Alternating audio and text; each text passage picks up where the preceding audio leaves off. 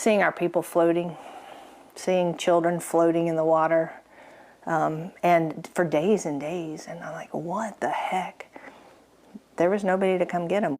While the painful and vivid memories of Hurricane Katrina still exist for so many, the stories of service and survival shows who we were and still are today. 20 years later, stronger. WDSU's Aubrey Killian spoke with a former EMS leader.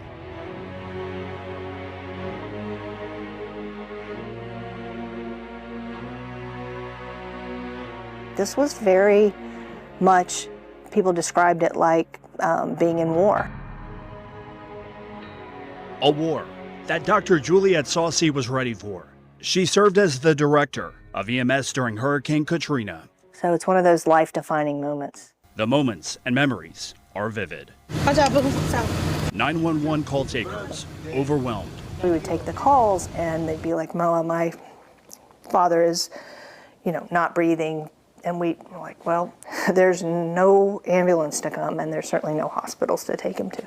So I said, if he's dead, you need to secure him to a tree, to something, so we can find him. They wanted to know what to do with their loved one, and we had to be honest. She can still hear their voices 20 years later. My baby's not breathing, put it in a box, put it up on a high place. As the water rose, people went to higher ground, and they much of the time ended up in their attics. So they're calling and they're like, I'm up here with my kids, we don't know how to swim. And then all of a sudden the phone would go dead. You're like, okay, that family probably just drowned. While Katrina stole far too many lives. How many lives do you think you saved through Katrina? Saved? I mean, if you call the saves of the people that were in the Superdome and needed some sort of attention, but more importantly maybe the people who'd been rescued and moved to the convention center. So probably there were probably 18 to 20,000 souls there. But certainly it wasn't me. It was me and some very people with lots of assets and willing to come together with a viable plan. But there were moments of anger, frustration, and emotion. I remember just being so hot and sweaty, and then just tasting the tears. Those tears had no choice but to dry up. We slept on the ground, literally on the concrete. I woke up and somebody had put some cardboard under me. While crews worked around the clock from the convention center, the dome, and all across the city, crucial supplies running out. We needed some medicine, so we had to go to some pharmacies, get some medicine. I remember one of my medics, I won't tell who, he knows exactly who he is, came back with this giant bottle of opium. With levees breaking, some staff walked across the Crescent City connection to a home base, setting up at a nursing home. Dr. Saucy needed a way to get there. We saw a postal truck. I don't know how we saw it, but we hot-wired it. And we got in the back of the postal truck and we went to the West Bank. Who hot-wired the truck? I'm not telling you. Through chaos and desperation, at times, it wasn't armed security that brought comfort. It was a familiar face.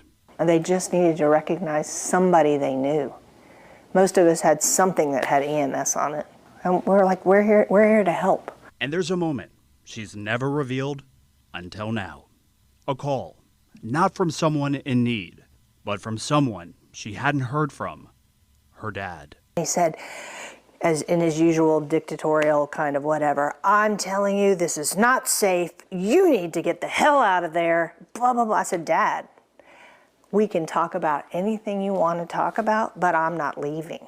I'm exactly where I need to be. And he just stopped and he was silent.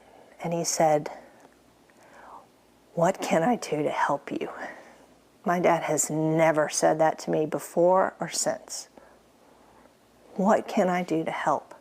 I said, just pick up the phone when I call. I got this. And 3 words come to her mind about Katrina. Life-changing, impactful, and humbling. This place has a soul, and the people have souls. And there's so much beauty here. You feel like you belong here. Aubrey Killian, WDSU News.